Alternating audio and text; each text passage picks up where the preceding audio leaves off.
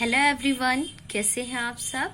इस वीडियो में कक्षा 12 समाजशास्त्र एनसीईआरटी बेस्ड पर यूपी बोर्ड 2020-21 से संबंधित पाठ 1 है भारतीय समाज एक परिचय। यानी समाजशास्त्र में जो पहला पाठ है वो है भारतीय समाज एक परिचय।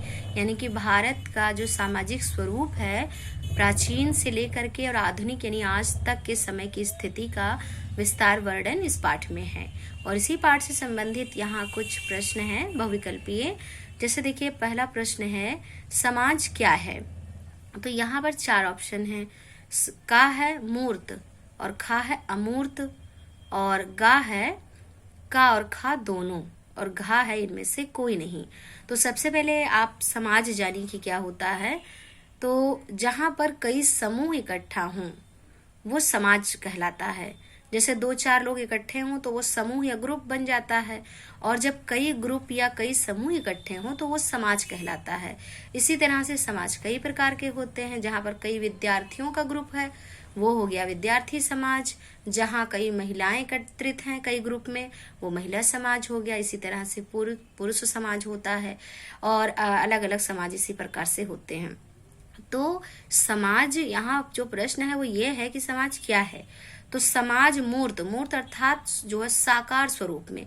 तो मानव जो है वो साकार स्वरूप में है, वो दिखाई पड़ रहा है, इसको मनुष्य को स्पर्श किया जा सकता है, छुआ जा सकता है, तो वो मूर्त हो गया। और अमूर्त का मतलब होता है कि जिसमें संबंध हो, जिसमें अनुभव हो, एहसास हो, भाव हो, परंतु वो दिखाई न पड़े। तो समाज में लोग होते हैं तो वो मूर्त हो गया, ठीक।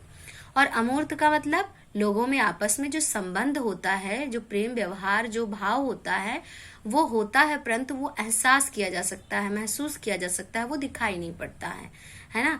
तो इसीलिए समाज क्या है, मूर्त और अमूर्त दोनों है। इसीलिए उत्तर क्या है, गा होगा, का और खा दोनों। इसके बाद प्रश्न है निम्न में से कौन सा आश्रम अधिक महत्वपूर्ण है। तो प्राचीन भारत में आश्रम व्यवस्था थी, और आश्रम व्यवस्था में मुख्य रूप से 4 प्रकार के आश्रम थे। ब्रह्मचर्य आश्रम, और उसके बाद गृहस्थ आश्रम, फिर वानप्रस्थ आश्रम और संन्यास आश्रम।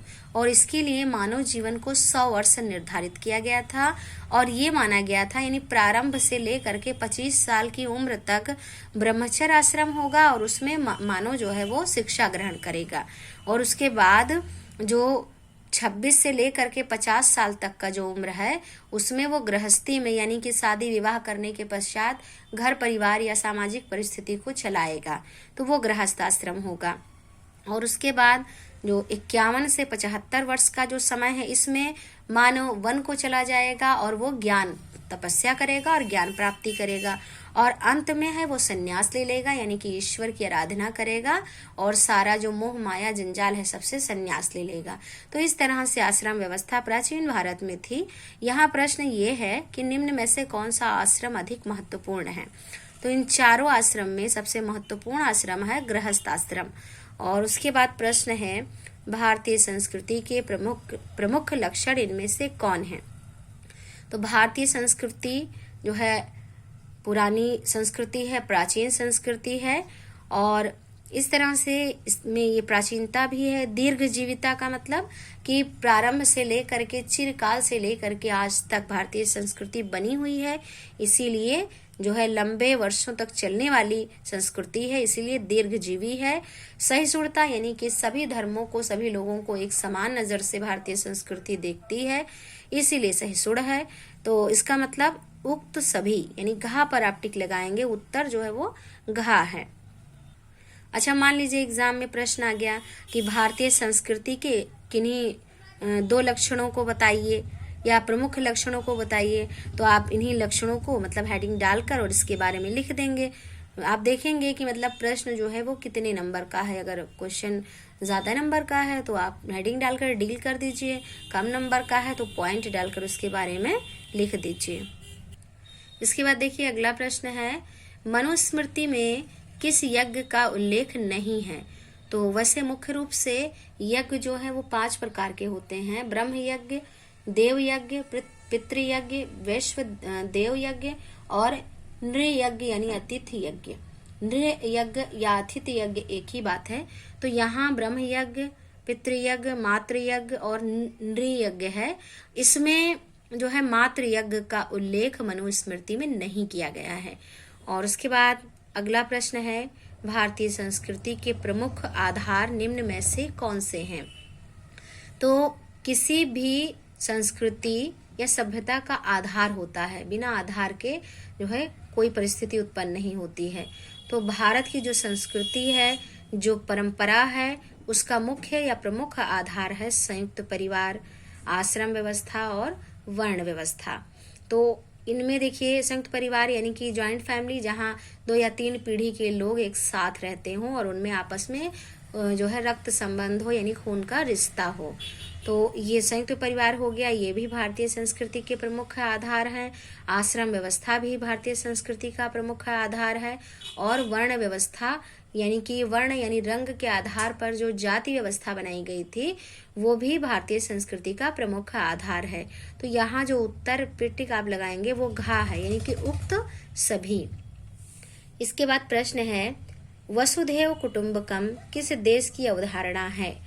वसुधैव कुटुंबकम का मतलब होता है कि संपूर्ण पृथ्वी के लोग एक परिवार की तरह हैं। संपूर्ण पृथ्वी एक घर है और उसमें रहने वाले सभी लोग, पूरी दुनिया के लोग क्या हैं? एक परिवार की तरह हैं। तो ये जो विचारधारा है, अवधारणा है, वो भारत की है।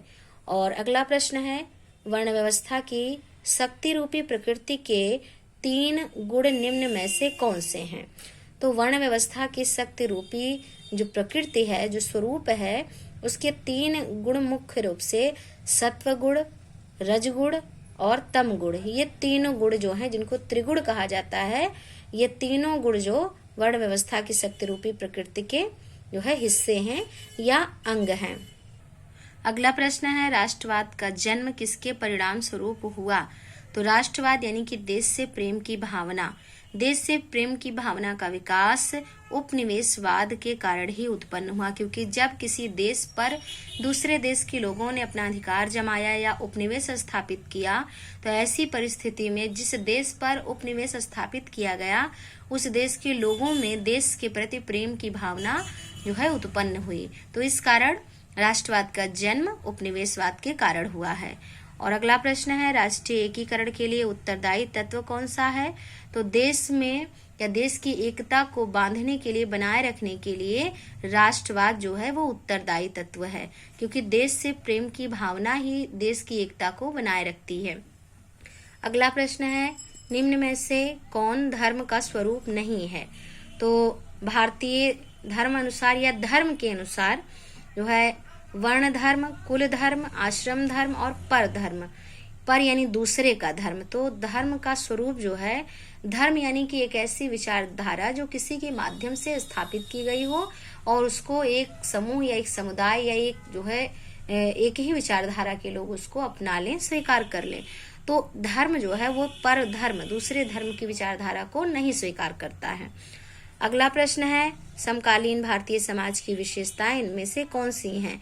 तो समकालीन भारतीय समाज की विशेषताओं में मुख्य रूप से जीवन व्यवहार में बदलाव शामिल है, भौतिकवादी जीवन भी शामिल है, बदलता हुआ सामाजिक स्तरीकरण भी शामिल है। इसीलिए उत्तर होगा सभी। यानी कि भारत का जो समाज है उसकी मुख्य विशेषता ये है कि वो परिस्थिति के अनुकूल जो है चलता है, और जैसी परिस्थिति होती है, समय जिस हिसाब से रहता है, उसी हिसाब से ढलान या ढलाव होता चला जाता है। इस वीडियो में आपके लिए बस इतना ही। Thank you.